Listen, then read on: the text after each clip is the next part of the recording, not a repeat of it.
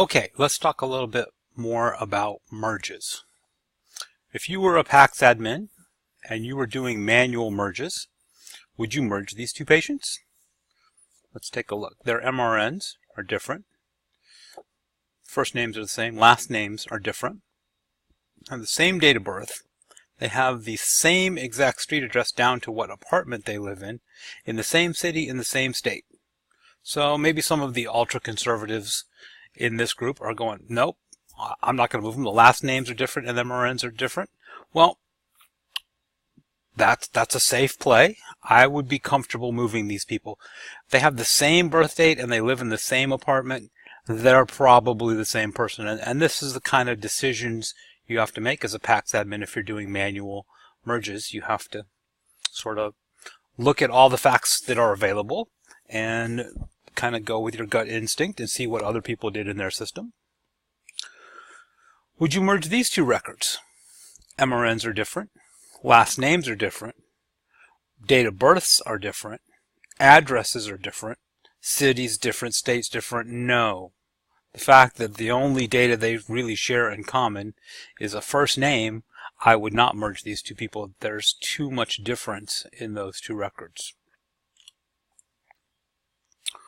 What about these two records? Would you merge these? First name's the same. The last name is only off by one. Date of birth is the same. Street's the same. City's the same. Now, what really catches my eye in these two merges is this is 528964 and this is 528968. So there's only 4 records between these two. So chances are this record got put in first and either the patient or the registration clerk found the discrepancies, you know, the errors. They didn't get the last name right, they didn't get the state right, and so they updated or they made a new record. What they should have done was update this record, but they didn't. They made a new record with the correct last name and the correct state, because the street's the same, the city's the same, date of birth is the same. I would merge these two because this has all the signs and symptoms of somebody that put a bad record in and then put a good record in. So, would you merge these two records? Right. So what we have here is Dorothy Anderson. The date of birth is off, and the street address is off. The city and the state is the same. And it's interesting here that 15 became 5, and 800 became 1800. So did they just type the 1 in the wrong spot? And again, these numbers are only 4 off.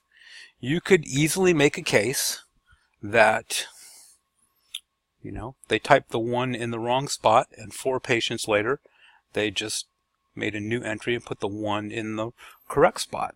So I might be tempted to merge these two records. That would look like a pretty safe merge based on that information.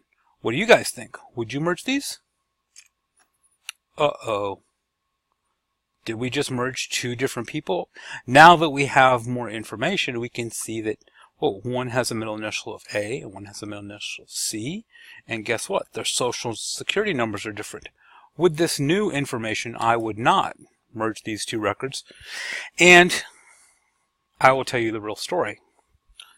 This really happened. Somebody at a particular hospital I worked at, given this amount of information, decided to merge these 2 people. And then when Dorothy C came in, she discovered that she had been merged with Dorothy A. Actually, she didn't know that she'd been merged. She just knew that there was a bunch of strange entries in her record. And so she brought that to the attention of the registration clerk. And so then we all meaning everybody in every downstream system, HIS, RIS, lab, pharmacy, we all had to get together and figure out how to separate Dorothy C. Anderson from Dorothy A. Anderson. And it took us 3 days of work to recreate the records in the correct places. For radiology, it was somewhat easy because one of them had ankle and knee problems, and one of them had shoulder problems. So it was fairly easy to figure out, hey, all the lower extremity x-rays belong to Dorothy C, and all the upper extremity exams belong to Dorothy A. But it took us 3 days to get it all put back the way it is, and that's why merging records is very, very dangerous.